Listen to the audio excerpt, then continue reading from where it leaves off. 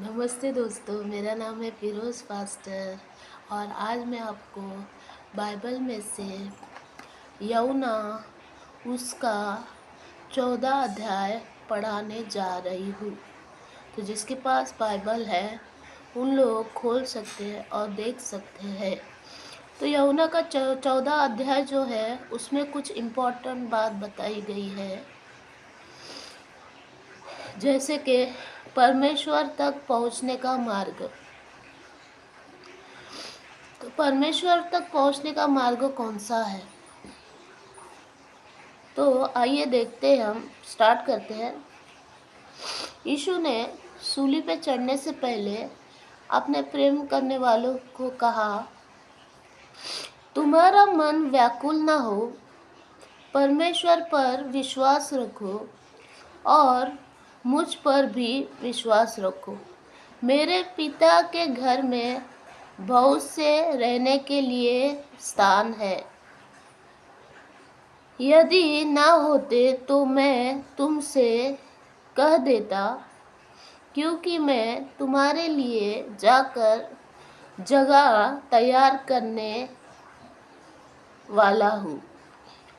तो यीशु अपने चाहने वालों से कहता है कि मैं चाहता हूँ पिता के पास, और मेरे पिता के पास रहने के लिए बहुत सारी जगह है, तो मैं तुम्हारे लिए रहने के लिए स्थान तैयार करने के लिए जा रहा हूँ।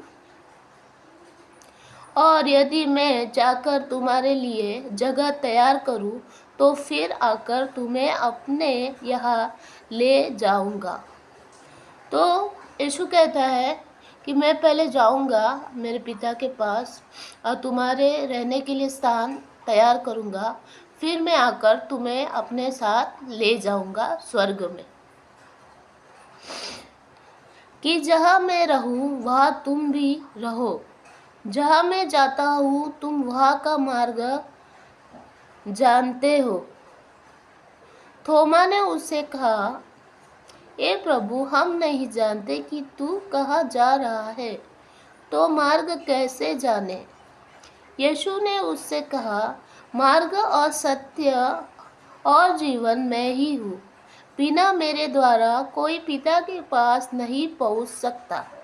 यदि तुमने मुझे जाना होता तो मेरे पिता को भी जानते, और अब उसे जानते हो और उसे देखा भी है।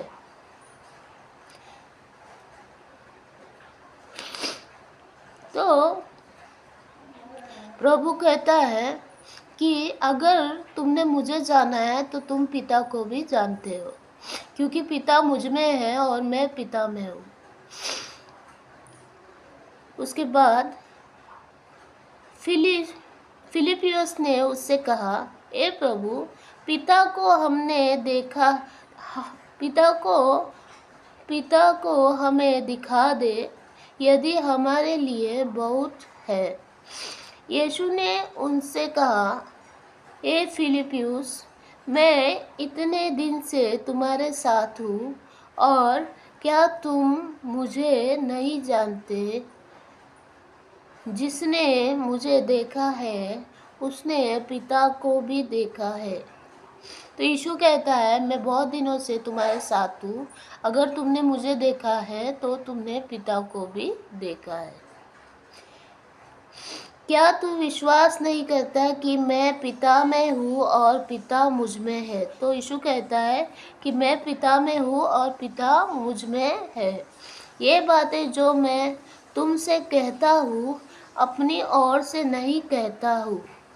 तो यीशु उनसे कहता है कि ये बातें मैं जो तुमसे कह रहा हूँ वो अपनी ओर से नहीं कह रहा हूँ, परंतु पिता मुझ में रहकर अपने काम करता है। तो यीशु उनसे कहता है कि पिता मुझ में रहता है और वो ये सारे काम करता है।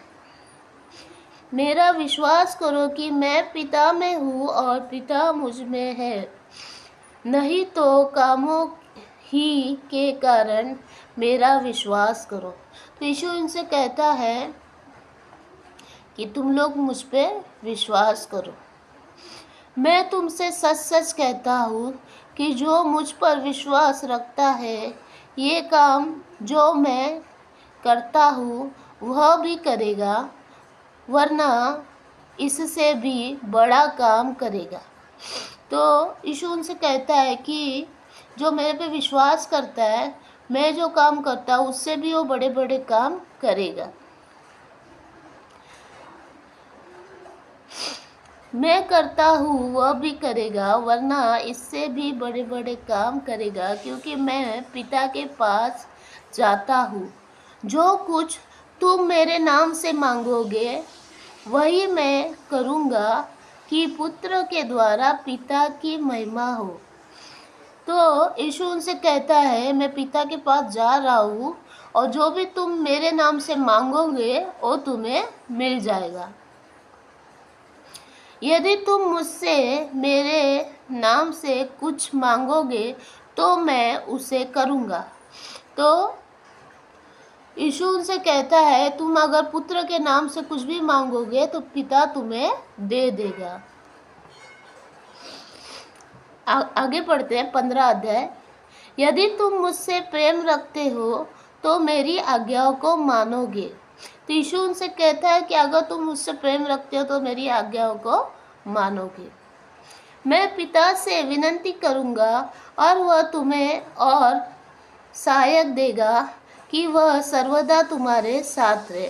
तो यीशु उनसे कहता है, अगर तुम मेरे पे विश्वास करते हो, मेरी आज्ञाओं को मानते हो, तो मैं पिता को कहकर एक सहायक को तुम्हारे साथ भेजूंगा। और वो सहायक कौन है? पवित्र आत्मा, अर्थात सत्य का आत्मा। सहायक का मतलब है सत्य का आत्मा, जिसे संसार ग्रहण नहीं कर सकता। तो पवित्र आत्मा को हर कोई ग्रहण नहीं कर सकता, क्योंकि वह उसे देखता है और न उसे जानता है। तो यीशु उनसे कहता है, क्योंकि उन लोग पवित्र आत्मा को ना देखते हैं ना उसे जानते हैं।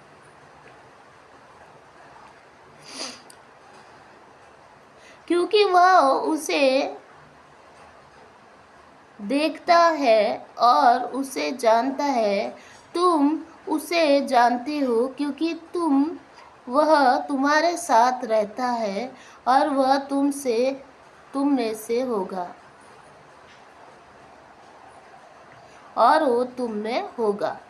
तो यीशु लोगों से कह रहा है कि मैं मेरे पिता के पास जा रहा हूँ और तुम्हारे लिए एक सहायक को भेजूंगा। सहायक का मतलब है पवित्र आत्मा को मैं भेजूंगा जो तुम्हारी रक्षा करेगा।